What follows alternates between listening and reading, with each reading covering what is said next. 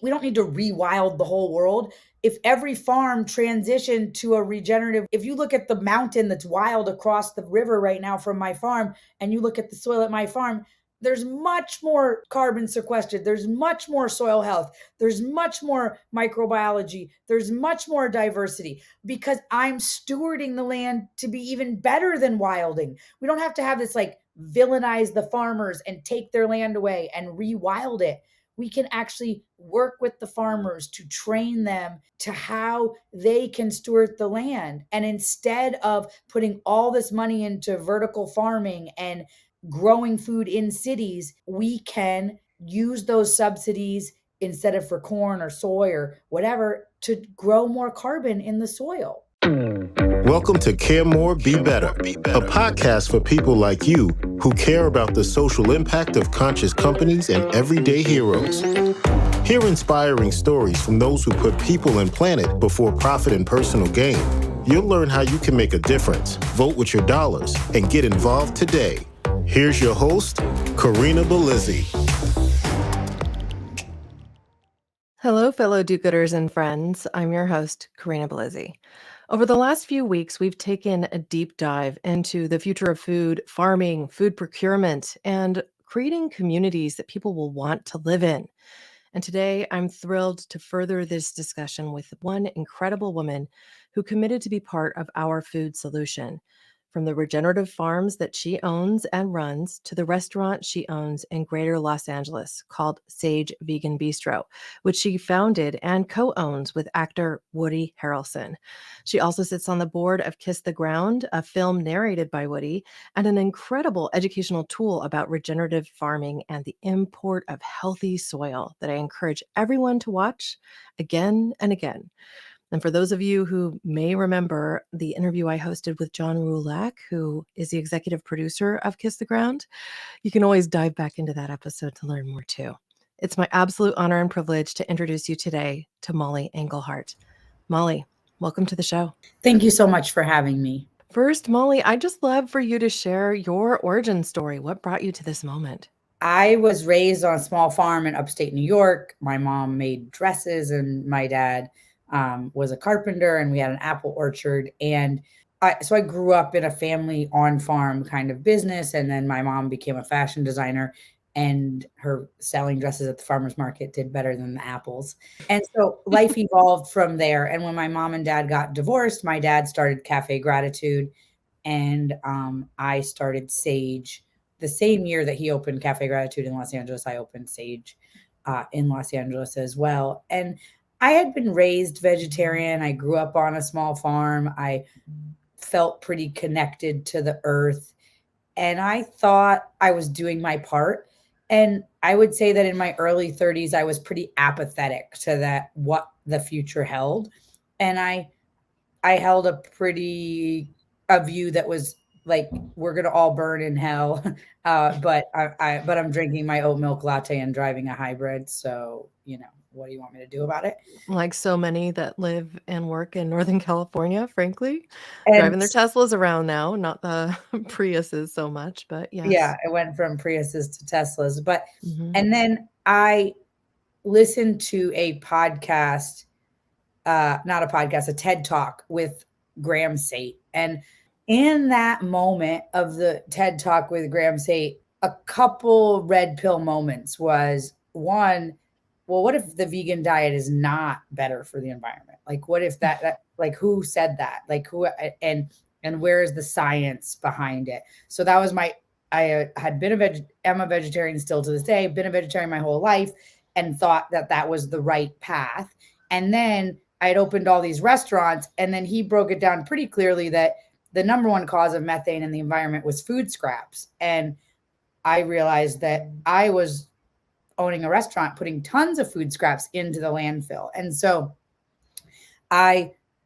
first step was, how could I compost all this stuff? And LA didn't have a system, and So I started looking at getting a farm. And then my husband was undocumented when we got married, so I couldn't get a loan from a bank and all these things. And so it took us some years, but we bought a farm, and we were like, okay, now we can compost all the food scraps. But then I was like, okay, well, what's next? And so we did start a CSA during the pandemic, and we grow a bunch of food for our restaurants. We bring all the food scraps from our restaurants, and trying to have this like closed food loop. And that's kind of how we've gotten to where we are today. And we have a brewery as well, and we have the only certified regenerative and certified organic. I mean, I think we have the only certified regenerative hops in the world, and then the only hop yard in Southern California that's organic.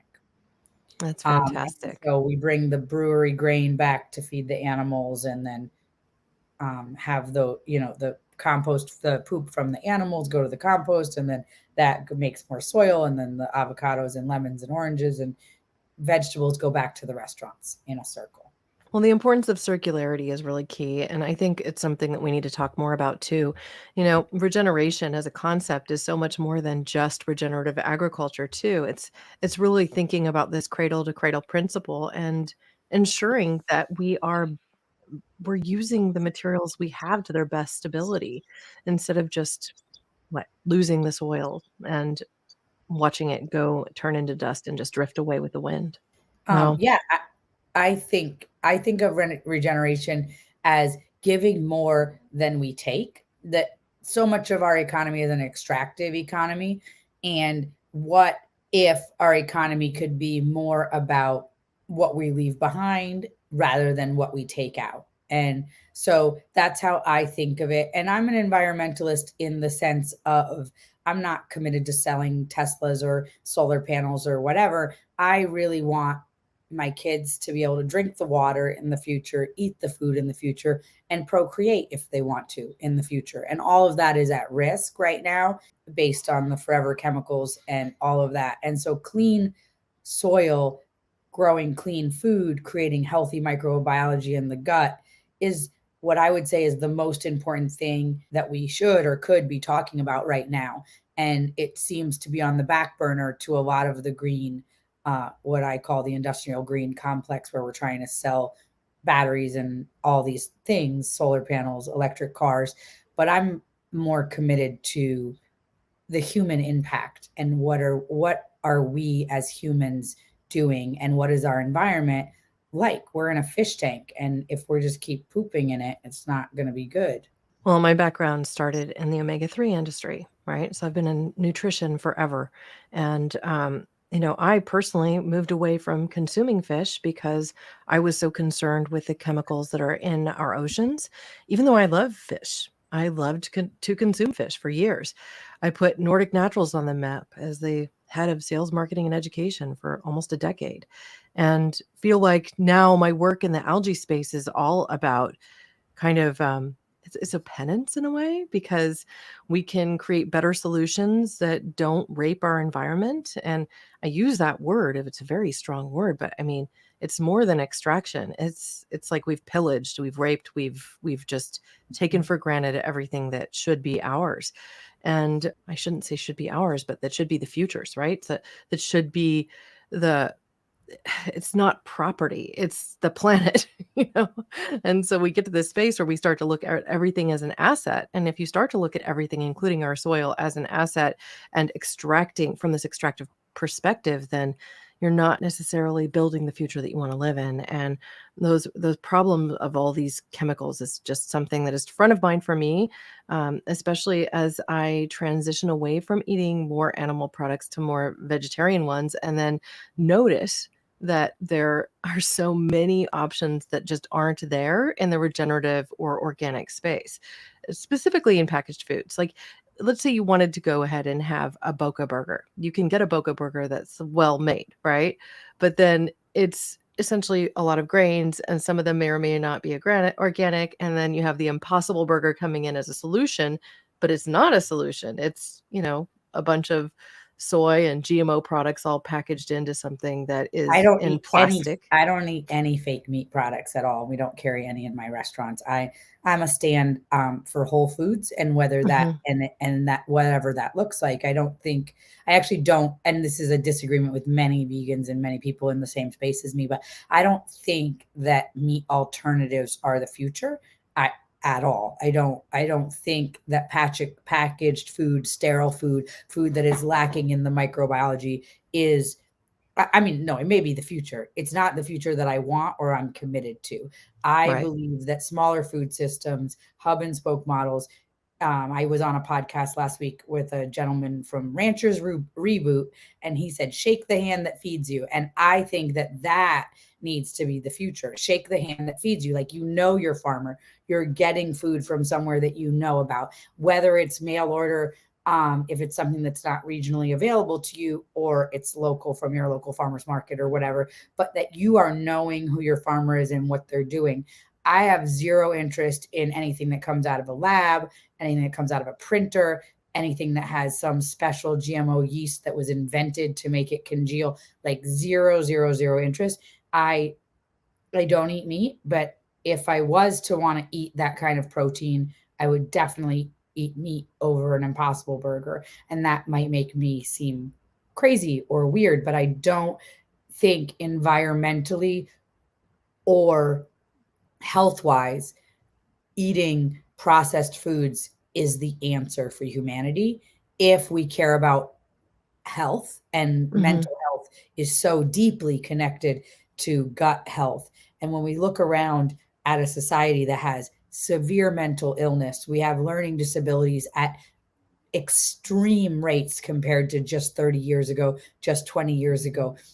We have to acknowledge that the chemicals that are in our food, in our water, and also the fungicides and the herbicides that are deeply damaging our microbiology are deeply damaging our mental health. And that is unacceptable. And we think, okay, so it's Roundup and it doesn't impact my body. Yeah, the skin and bones that houses my soul, it doesn't necessarily impact that, but it does impact all of the microbiology that operates just like a fungus or a plant or a bacteria or a virus out in the world. And so that is the problem with how all of our grains are sprayed with Roundup right before being harvested, or not all of them, a large percentage, so that they can be on time. So we want to spray it then and it'll be dry 14 days later, and then we can combine harvest it, and there's no going out checking what's the moisture. Oh my God, it's 7 o'clock on a Friday. We have to start combining right now. None of that has to happen because you can spray it with Roundup, and then you know what the date will be dry enough to combine it. Well, Yeah. that is not what Roundup was ever made for. And now every time we feed our kids Cheerios or pizza or whatever, we are killing the microbiology, anything with a shikimate pathway. And so, yes, it supposedly doesn't do damage to the skin and bones, but we're only 50% that, and we're 50% the microbiology that keeps that healthy. Yeah. I've spent some time talking to people in the pesticide space, and the first mistake we made with glyphosate was approving it in the first place because it's a water soluble pesticide. And when you have a water soluble pesticide, it gets into the water table, it gets into the soil, it sticks around, it leaches out, it ends up in the Mississippi River, it ends up along the coastlines everywhere. And, ultimately, it is creating a toxic environment. I want to explain something for the audience, though, because they may not understand exactly why glyphosate is used as a agent just before harvest. And I just know this because I've been around a lot of farming too, but it's like when you have alfalfa fields or you have oat fields and you're getting ready to harvest, you cannot harvest that field if part of the field hasn't dried yet. It's not mature enough. It's still green. And the reason that you can't harvest it at that point is if you do and you put it in bales, it is ultimately going to just start to rot. It gets moldy, right? And mildew. And so they essentially spray the glyphosate. The glyphosate acts as a drying agent. And this puts it far beyond its intended use because of the fact that it is ultimately sprayed. They spray a lot of it. It's all over the grains. And I don't know if you've ever conceived of trying to wash a grain, but this is not something that really gets washed off of them. So then it ends up in the foods, it ends up in the Cheerios, it ends up in your pizza crust, it ends up everywhere. And this is why it's absolutely so problematic.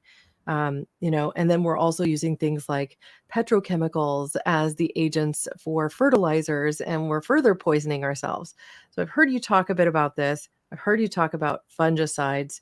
I think we really just have to help people understand why this is such a big problem and why we should be choosing organic and regenerative over everything else.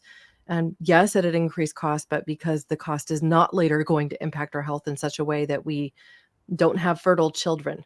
I mean, that's the It's extreme, what right? is the true cost, I guess, is what Yeah. I always say. Is like people say, so yeah, my farm might not be the most profitable situation, but what is the true cost of not doing it this way? People are so concerned about the future of, and there's too many people on the planet. I hear a lot of people talking about it. We're going to hit 9 billion, blah, or whatever it is, I think. But, and if you look at statistics and sperm rates, we're looking at by 2040, which my youngest kid will be like 26 years old or something, the average sperm of a man will be 0. And so, and people can Google this if you think that's a crazy thing for me to say. And so I think it's weird that we're still operating in the paradigm that we're in an overpopulation. We're actually in like a mass extinction of the human race, like a collapse happening. We also having 1 in 30 children with autism right now. If we continue at the trajectory that we're on since the 70s till now, we'll be at 1 in 3 children in the next 10 years with autism if we're on the trajectory that we have been on this time. And it's not just petrochemicals, and it's not just glyphosates. We're talking about, there's a whole industry of fire retardants on everything you bring into your house new, that your furniture, your television, everything has fire retardants on it because like somebody burned something down and then a law was passed. And so there's these endocrine interrupters that are getting sprayed on everything we bring into our homes. And then there's fragrances that are in, that nobody knows what's in them. They just say fragrance. And we have no knowledge of what we're putting on our kids' shampoo, what we're washing our clothes with, what we're putting underneath our arms. But all of these things are compounding on top of each other. And people will say, well, you don't know exactly which one it is. No, I don't know It's exactly all of which them. one it is, but Yeah. I can say that they're compounding together to make a very uninhabitable environment. And so far before any 2 degrees is going to destroy us all in the environment, the forever chemicals that we continue to rub on our faces, put in our hair, spray on our food are going to do far more damage than methane or carbon dioxide in the atmosphere. And it's largely ignored by the Yeah. majority of people that consider themselves environmentalists. Yeah, And I don't I, disagree with you at all. I I'm just oh, go California. ahead. We're a farming state. We do a lot of farming here, and the rates of autism in California are 1 in 26, and it's higher in boys. I have a 5-year-old who was diagnosed as autistic last October. And it's not like it's going to be a debilitating thing for him. He's just has some social issues, but those didn't have to be there. And the reality is we live in an area that's close to farming. You don't know how much of that is just coming through in the water. And so it's a challenge I think that we're all going to continue facing. And we need to know, like, our microbiome. When you talk about the microbiome, people who don't study health may not know this, but we have roughly 30 trillion cells in our body that are human and roughly 39 that are alien, so to speak. They're the microbiome that we have. And it's an entire second brain that impacts our health.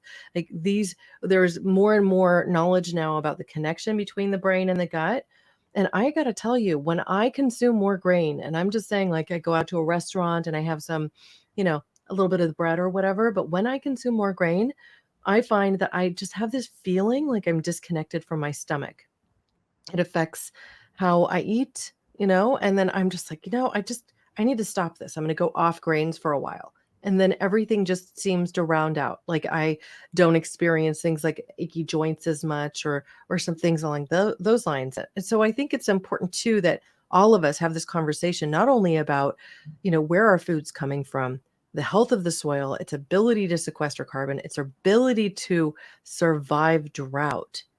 So I'd love for you to talk about this as you're building soil on your properties using animal husbandry alongside this food procurement too, and just why this is so critically important for us all to consider as we move forward, as we think about food every single day. So we moved here in 2018, so not that long ago, and it was basically an inhabitable desert environment. Basically, nothing was here, just a few orange trees, and they'd sprayed Roundup and all that. And the water infiltration. So if you took a tube, imagine a 2-inch tube, and you put it down to the ground, and you poured 4 cups of water into it, and waited for that water in the PVC tube against the ground to seep into the ground, it was just about 4 minutes. And it's at 19 seconds last time I checked. So you have to imagine how much more spongy the soil is. And so we had major flooding here in January, and we did have some damage. I'm not saying we had no damage, but most of our fields were completely undamaged unless it was like a strawberry field where it got buried in silt and so it couldn't survive. But anything that had cover crops on it, anything, and even the strawberry fields got lots of silt that came down the mountains, but it didn't destroy, it wasn't like washed away and there was just rocks left like some of my neighbors, because we have this really spongy soil that's covered the way that it should be. And so on one side, we're experiencing all these successes. I haven't bought any fertilizer or any inputs whatsoever, except for some hay for my animals in the last 3 years. And we're producing $600,000 worth of produce a year. But on another side, we're actually losing money, and it's not a success. And that is because this style of farming that I'm doing, and regenerative farming as a whole, not necessarily, if you were just doing meat and or doing, grains and cover crops and stuff, but doing vegetables in this way is very labor intensive. And so we need labor, and I don't have a family of 12, like when people farmed this way a long time ago, they had a big family. And yeah, of course, our whole family could live off of that amount of money if it was all coming back, but it's not all coming back to the farm. It's getting paid out in labor that's then leaving the farm. And so how do we build community for the future that wants to build food for that community and then excess food to sell outside of that community? And that's really what I'm examining. It's what I'm working on with the farm in Texas. And I don't think California is the place because of all the restrictions on how many people can live somewhere, what you can do, and all these different things. The bureaucracy is counterintuitive to what I thought California was committed to, if you had asked me 5 or 6 years ago. And so we're very pro-business, as much as people think we aren't. I don't think we are pro-business. I think we're pro-large corporations owned by BlackRock and Vanguard. Well, yeah, and that's what I mean. We're pro-lobbyists, like whoever has a lobbyist. But we aren't pro-business. I don't think that the small and medium-sized business is at the legislative table at all anymore. I think I agree with you there. Absolutely discarded. And running a brick and mortar business in California is practically impossible. And they intentionally make parts of your business illegal so they can then fine you for it, so that they can essentially have a whole nother stream of revenue from taxation. But it's like, oh no, those are COVID seats and you're not allowed to have umbrellas, and you have umbrellas, so now I have to pay a fine because you put umbrellas on the outdoor seating, which we only allowed you to have tables and chairs, no umbrellas, no heaters, and you've broken that law. That's the kind of thing. And that's just not to that, oh, your compost pile, it's more than 6 feet tall, and and now you have to pay a fine. Oh, you're only allowed to have one farm worker per 40 acres, now you have to pay a fine. It's just on and on and on. And so I'm looking at this future and how does it look?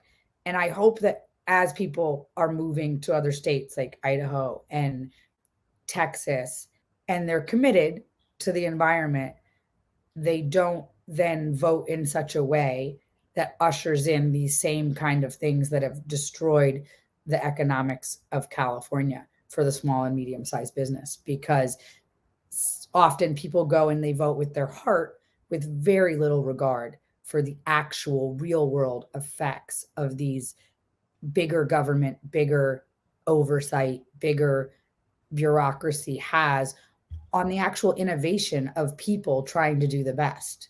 Have you, do you have any familiarity with David Wan and his work?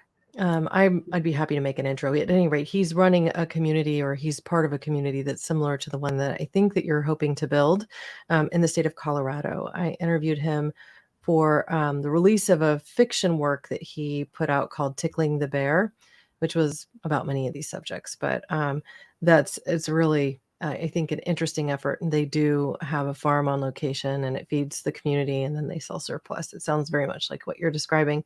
And I think Colorado is another area that you might want to look at. I mean, I've already purchased 250 acres in Mm. Texas, so I don't think I'm Yeah, you're going highly Texas, Texas invested. strong. I'm highly invested in Texas, and Mm. the project is a regenerative farm with a hospitality component, an on-farm restaurant, and an on-farm brewery. And so, like, as we have the brewery in LA, I realized the grain has to transport to the brewery, and then the beer always has to leave the brewery, except for what's sold on site. Has to go to the grocery store, has to go to other restaurants, other wherever. Mhm.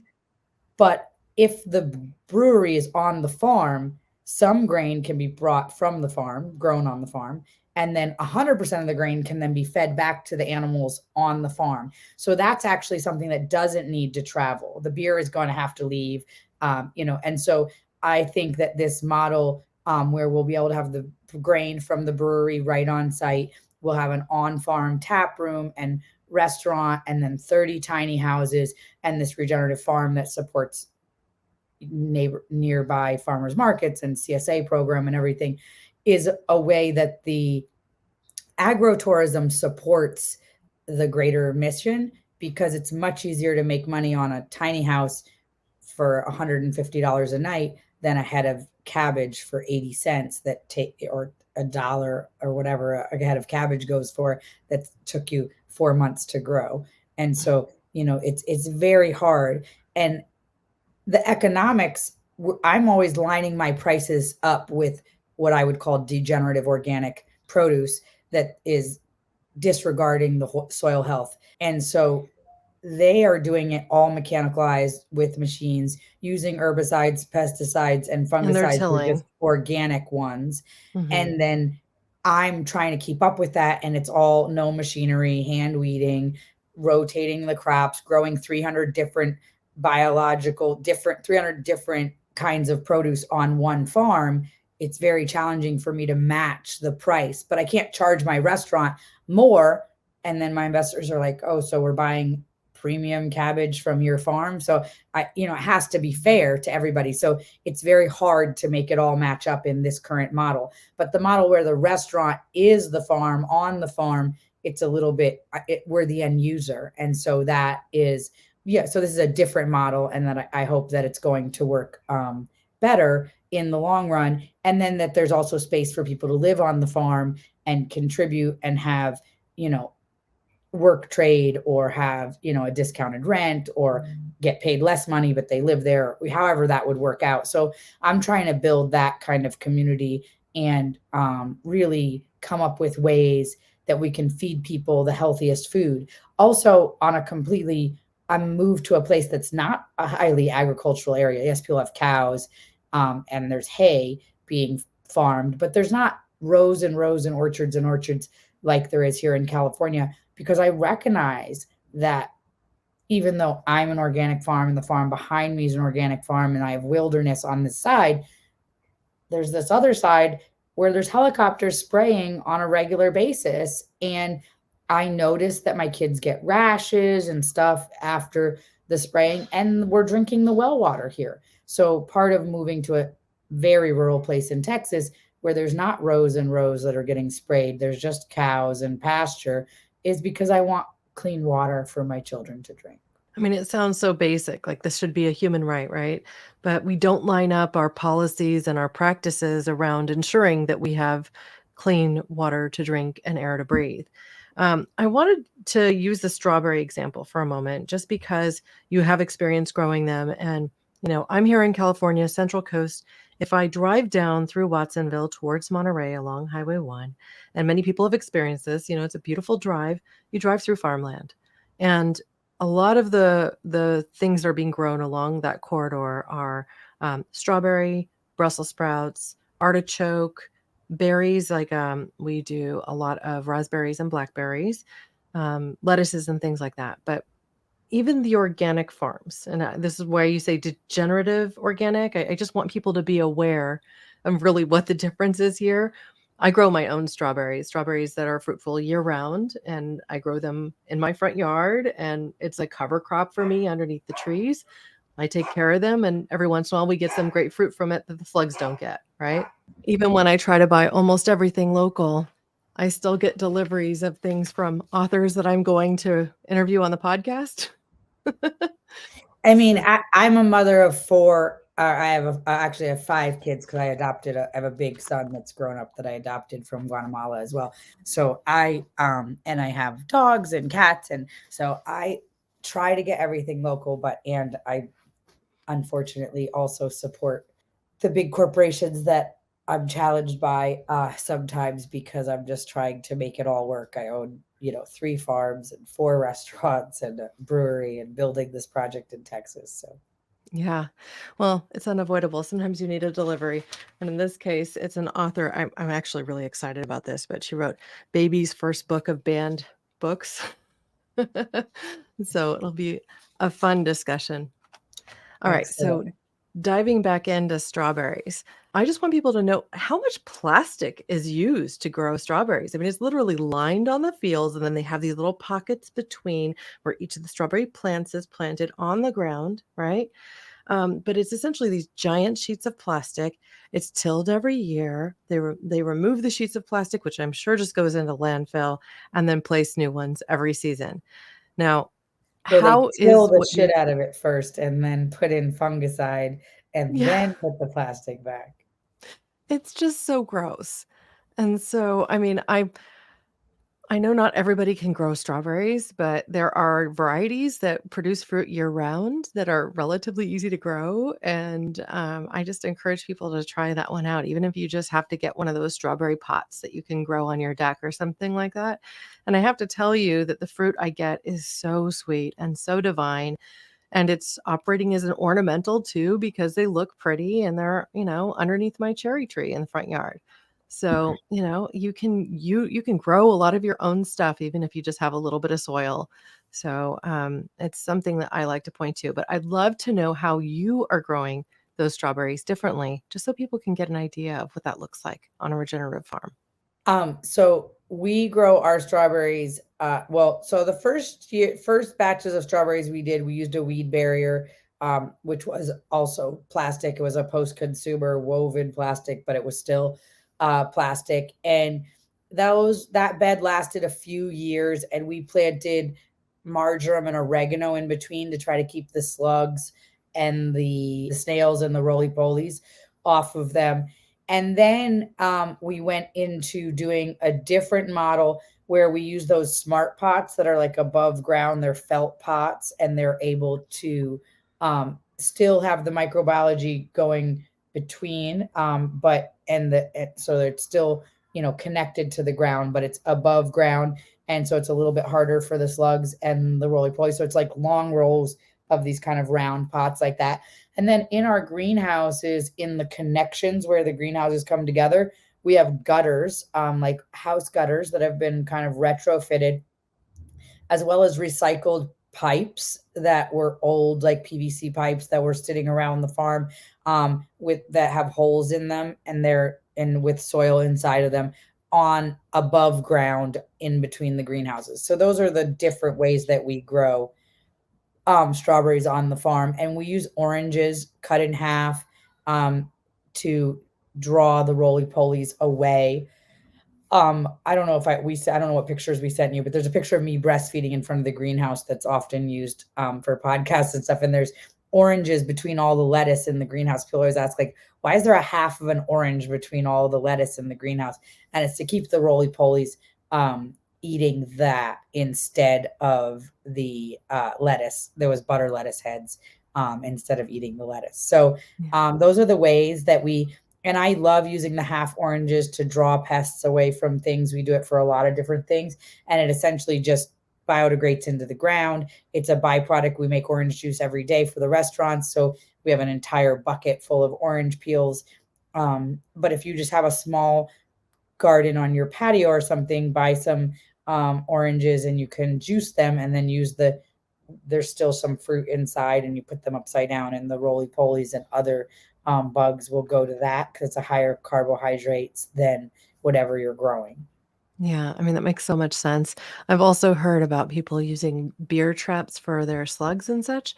I did that once and didn't like I don't know, I had a hard time seeing all the dead slugs in the morning.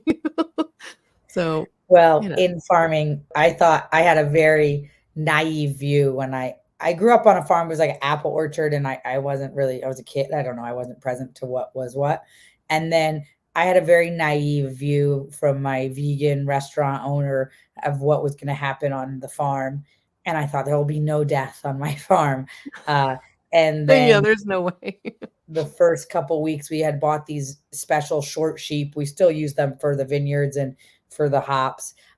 They're baby doll sheep and they're short, so they can only, eat so much up. So you can graze them in orchards and other places. Anyways, the first couple weeks we had them, a neighbor's dog came and killed all of them. And they were inside of a thing at nighttime and then they were out free at the daytime. And this dog dug under into their thing and killed them all. And then we found him. Then he was just sitting in there with all the dead sheep in the morning. And that kind of broke my barrier of thinking I was going to have a farm with nothing dead, nothing dying. And what I realize about whether you're a paleotarian or a vegan or a vegetarian or a pescatarian, or to be alive is to be on the back of death. And if it's Mm, on your plate specifically, or it died out of your sight and you don't get to see it, there's death on every plate. And to live in a world where you think that there's not is pure naivety. And we need to be realistic. I mean, you look at cabbage or you look at those strawberry fields, you tell me how many moles, voles, ground squirrels, and everything else died for those strawberries to exist. You look at a field of cabbages or artichokes or any of those things, yep. you tell me what had to die for that to exist. And so to think I'm a vegan and I don't kill anything for my diet, it just like is putting a higher value on a cow than on a squirrel. Mhm. And I'll take it even one step further. 25% of life on the planet lives in the top 8 inches of topsoil. So for us to think that it's okay to just plow the topsoil over and over and over again, it's imagine if we took what could we look at, think about as like the ocean, the coral reefs or the Amazon rainforest. Like if you just tilled it, the Yep. coral reefs or the Amazon rainforest, and then planted one species of coral or one species of palm trees, it would no longer be the Amazon rainforest. It would no longer be the coral reefs. That is essentially what we're doing to the soil over and over again. And I'm not saying people have to never till. I'm a I'm a radical centrist. People always say I'm the radical left, the radical right. I'm a radical centrist. Like I'm logic based. Like I'm just saying we can't do it over and over and over and over and over again and not think that there's an impact. That's 25% of life on the planet. And we can scream about the polar bears on the polar ice caps. Honestly, that microbiology, that 25% of life on the planet in the topsoil is much more impactful to our life than the polar bear. And so we have to care about it at least as much as we care about the polar bear. That's all that I'm asking or requesting from humanity. And how it occurs to me as a lifelong environmentalist in the truest sense of the word, as around chemicals and the cleanliness of the commons, the water, the food, the soil. It feels to me like people are mostly just ignoring that 25% of life on the planet as if it has no value. And it is 70% compatible with, what did you say, the 39 billion things in our body? 39 trillion. Yeah. So there's 39 trillion microbiology in our body on top of our cells, and it's 70% compatible with the life in healthy topsoil. So Yeah. no matter if you Soil-based believe, organisms, 100%.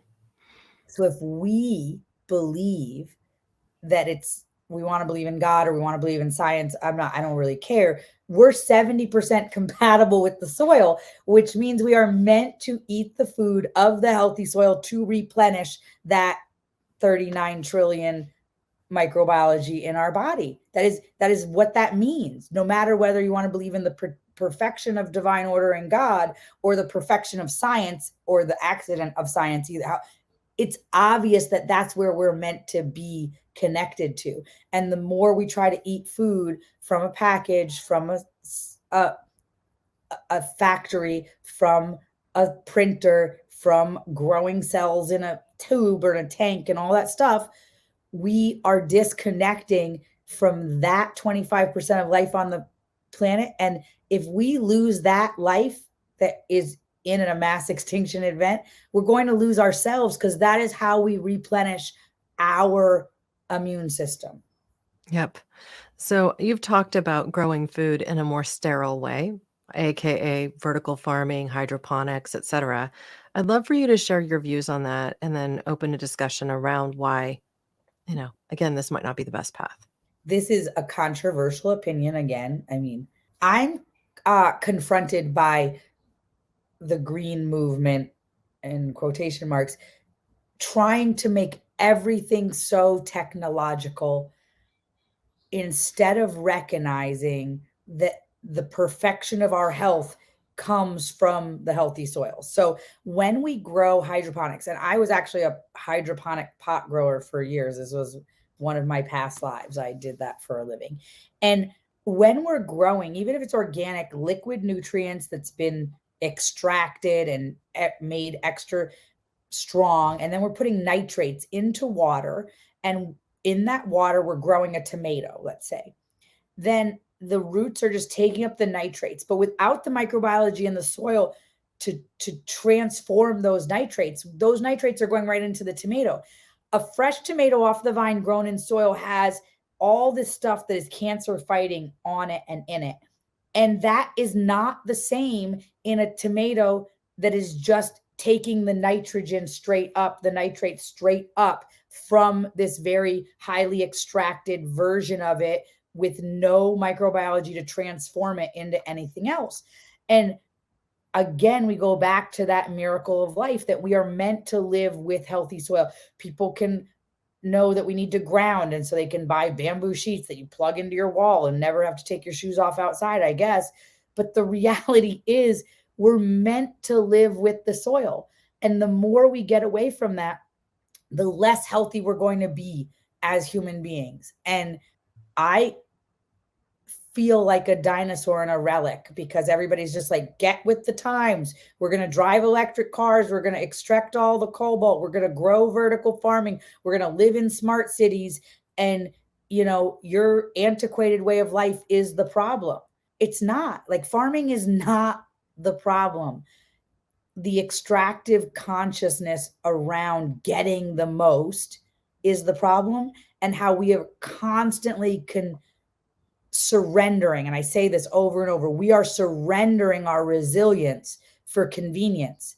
And at some point, we have to realize we have to do it the way we can be the apex species. We don't need to rewild the whole world. If every farm transitioned to a regenerative way, if you look at the mountain that's wild across the river right now from my farm, and you look at the soil at my farm, there's much more carbon sequestered. There's much more soil health. There's much more microbiology. There's much more diversity, because I'm stewarding the land to be even better than wilding. We don't have to have this like villainize the farmers and take their land away and rewild it.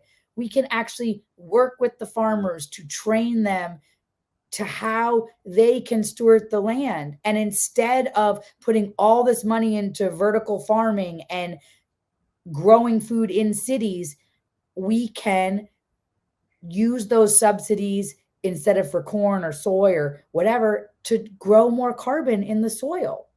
And I liken all this vertical farming to when we brought cows to the city in the early 1900s. We brought cows into New York City and we started feeding them garbage.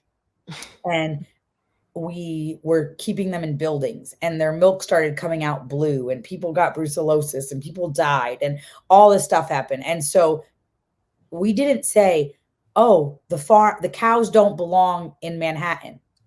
We said, let's sterilize all the milk. Let's pasteurize, ultra pasteurize all the milk, kill all the bacteria.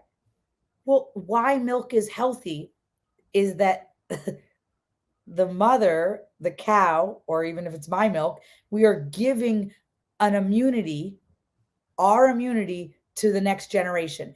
So you kill that, you sterilize that.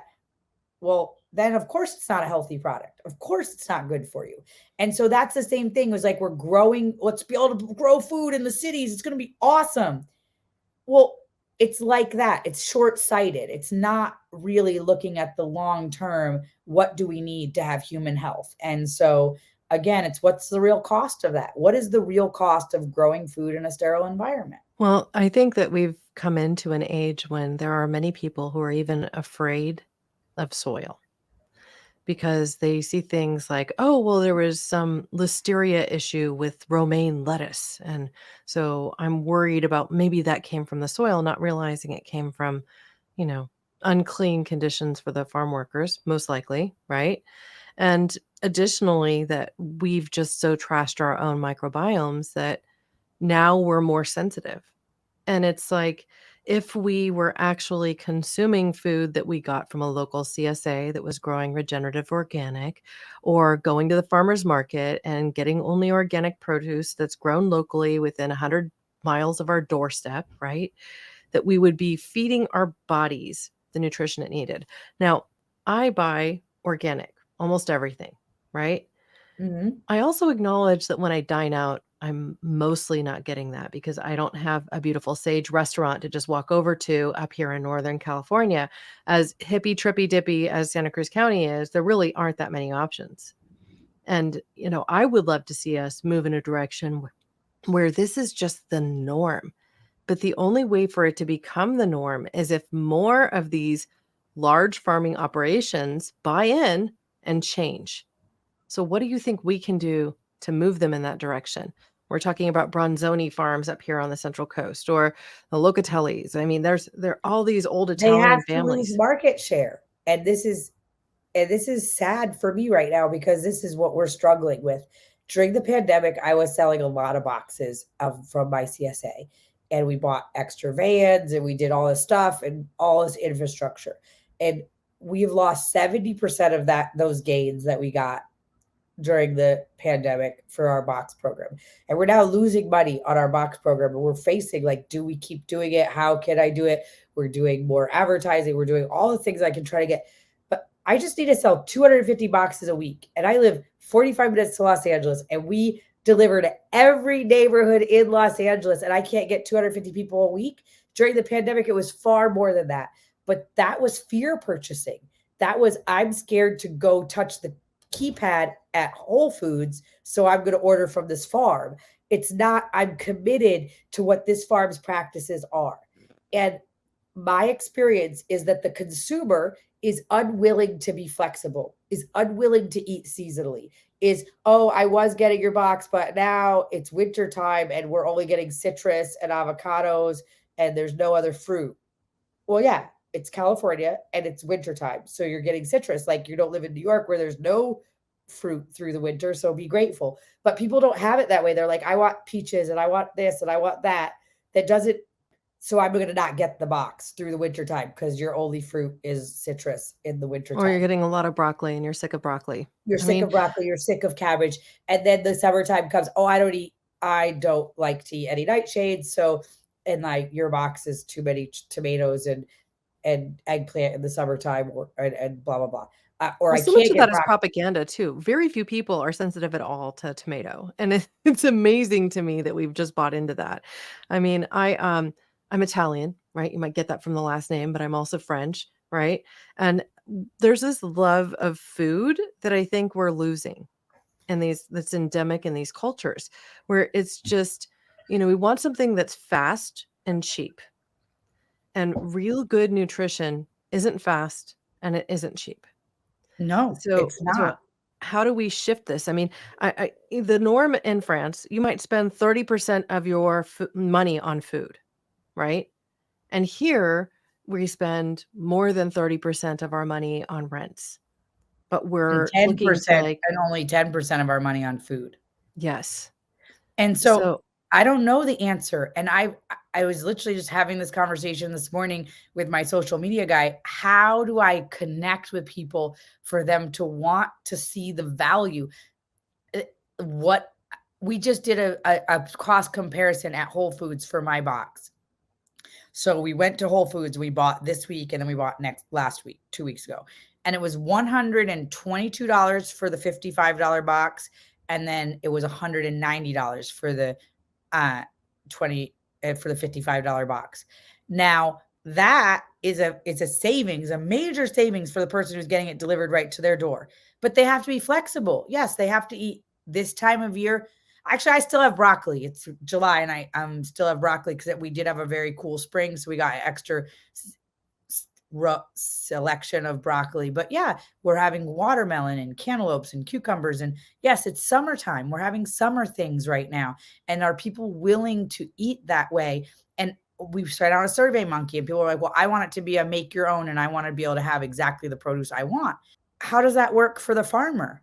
How you want me to buy it from New Zealand and then co-pack? And that's what all these like farm direct to you, where you can pick potatoes year round or you can pick broccoli year round. Well, it's not farm direct to you. It's farm direct to the the consolidator, to distribution the center that's compiling distribution it and center. then sending it to you.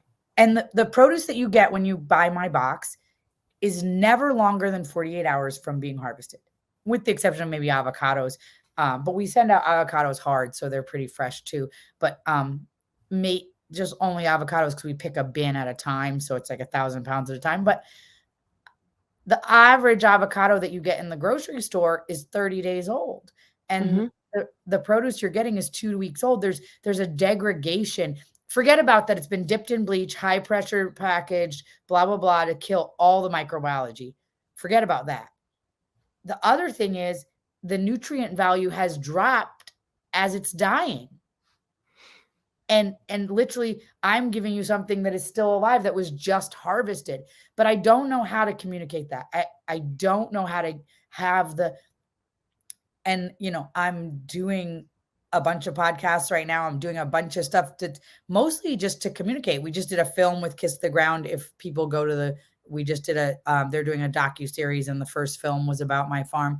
But I'm really just trying to get people to care. And you're saying, how do we do that? I don't know. Your podcast doing, I think we you do know, this. I think we have that this we do this conversation conversation more and more. Yeah, I and think that's it. continue to have the conversation. And people are quick to get onto things that are easy for them to do, and then have the feeling of I'm doing good. I always say people want to be able to have the sin, but have it washed away. Like, I want to be able to eat the fried food, but at the vegan restaurant, so it's okay. And Mhm. so I don't know how to just have people genuinely care. And I think people are apathetic. I think people don't know. I don't think people know that 25% of life is in the topsoil. I don't think people know that they're eating sterile food that's not replenishing their microbiology. I just think I don't even know. I think people barely even have enough attention span to listen to a whole podcast. It's just 30 seconds, 30 seconds, 30 seconds, 30 seconds swipe. And so I do think we have to figure out ways to communicate with the consumer to have them care and even know what the differences are. And I don't want anything I've said today to be like, don't buy organic. That's not what I'm saying. I'm saying buy local first, and buy local from a farm that you can trust. And it might not be certified organic, but talk to them, ask them what their practices are. Go visit, say, can I come visit the farm? That might sound crazy, but I know plenty of small farm producers that are not certified organic and are doing amazing practices. But if I didn't have my team from the restaurant and my office staff, I don't know that I'd be certified organic or certified regenerative. It's It's hard. work. It's a It's a lot of lot of work. work. It's Mhm. not it's some money, and it's a lot of work, and weeks and weeks of it's every single seed. And the more biodiverse you are, the more food you're growing, the harder it is. If you just have a field and you grow cabbage in the wintertime and cilantro in the summertime, handing in your receipts and doing the whatever was being grown, not that hard. It's pretty easy.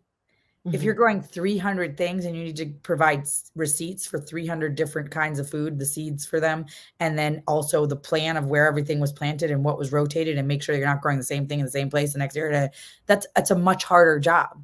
And so, but I think resilient community is the answer to everything. So I don't know, how, but yeah, asking the consumer to care, asking the consumer to purchase in their own community, and asking people to then make requests of the big agriculture. Like Gabe Brown has millions of acres in regenerative agriculture, and it's Pepsi and General Mills and all these companies. Companies are switching, but the market share has to demand it. And that's really where we're at. We have to demand it. And I hear people say stuff. The other day, someone sent me like a TikTok, and it was like, well, the real problem is we just have to stop growing food. And I want to throw my phone like, okay, no, the real problem is not that we have to stop growing food. It's that we have to care about the way that we are growing food. Yeah. Wow. Well, I just felt like I needed to say here, here. Now I understand too, gosh, there's some new films that are coming out that are also helping people better understand this issue. I understand that Kiss the Ground, aren't they releasing another film called Common Ground, or is that an unrelated project?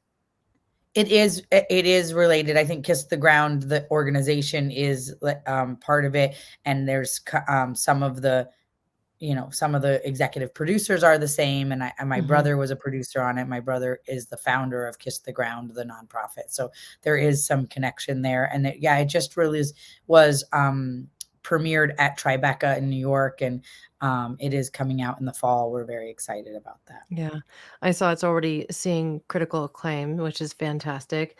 And then there's this other documentary that is presently out and available to watch for free that's narrated by Rosario Dawson called The Need to Grow.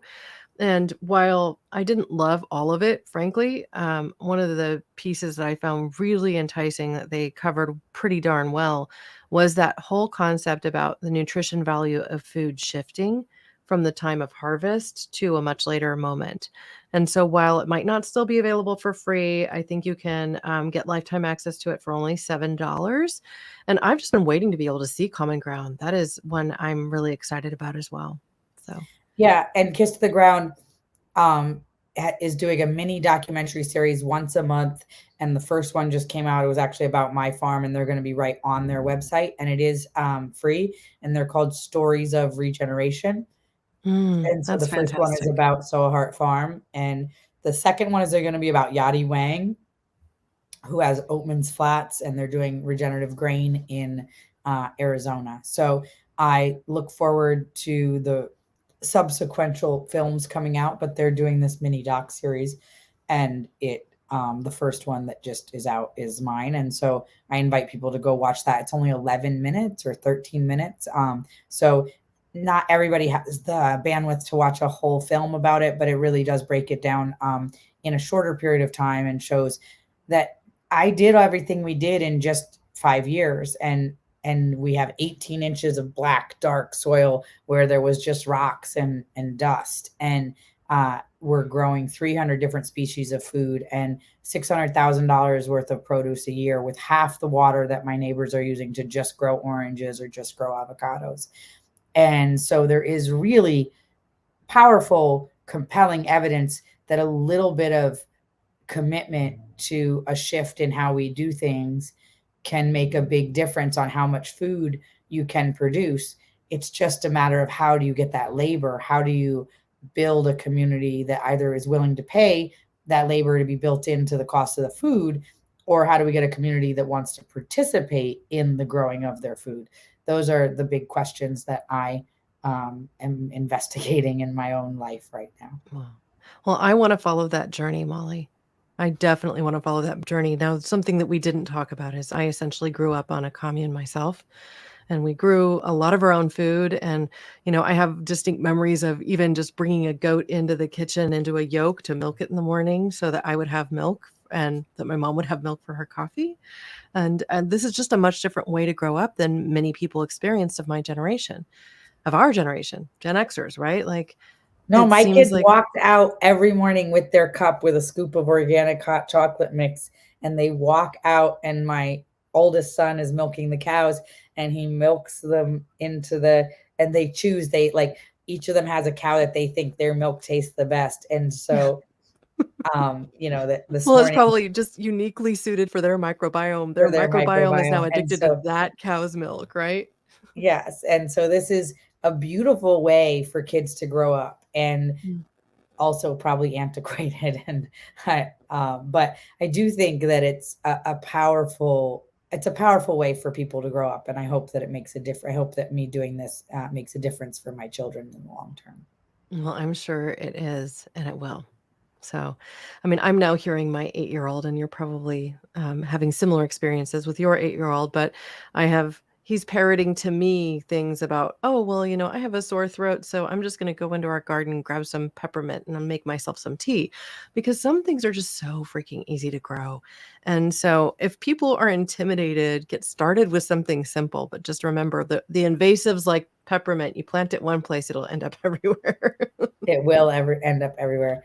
I always say everybody's indoctrinating their kids, so make Yeah. sure you're indoctrinating them with what you want in the future. That's right.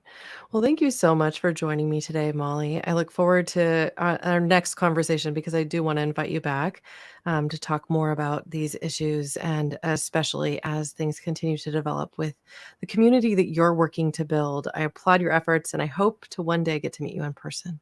Oh, I hope so as well. Thank you for joining me today.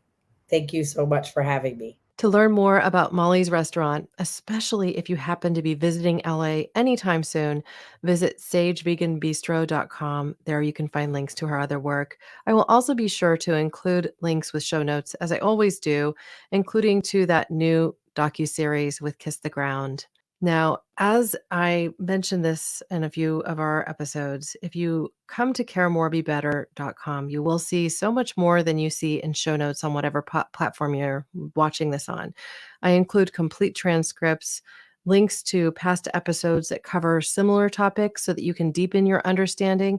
And in this case, interviews with John Rulak, who was the executive producer of Kiss the Ground, Paul Hawken, who wrote Regeneration, Ending the Climate Crisis in One Generation, Tom Newmark, who is the co-founder of the Carbon Underground, and so many more. So in this particular topic, it's almost like you can choose your own adventure and continue to deepen your understanding as you hear from experts in their fields. If you go ahead and subscribe to our newsletter as well, you'll receive a 5-step guide to help unleash your inner activist. I include in there several links to resources around climate activism and regeneration as well, because those are 2 primary topics of this particular podcast. But that document can also serve as a project management tool. It's super easy to use. I kind of took my business school into activism perspective to create it. And so I encourage you to sign up for the newsletter, even if just to receive that. It comes as your welcome gift with an email almost immediately. Now, as we prepare to close this show, I just want to say to all of you, I appreciate you. I appreciate your time and attention. And if you loved today's episode, I hope that you'll subscribe and share this episode with people in your community, somebody that you think deserves or would benefit from learning it. This simple act will help so many more people discover the show. And if you leave me a written review, know that I read every single one and may even feature it on this podcast. Thank you, listeners and watchers, now and always, for being a part of this pod and this community, because together we really can do so much more. We can care more, we can be better, we can stop using poison to grow food, create regenerative systems and communities, and build a future and a planet that we want to live on. Thank you. Thanks for listening to Care More, Be Better, a podcast for social good. To make sure you never miss an episode, subscribe, rate, and review wherever you listen to podcasts, and share with your friends to help us reach more people and spread more social good.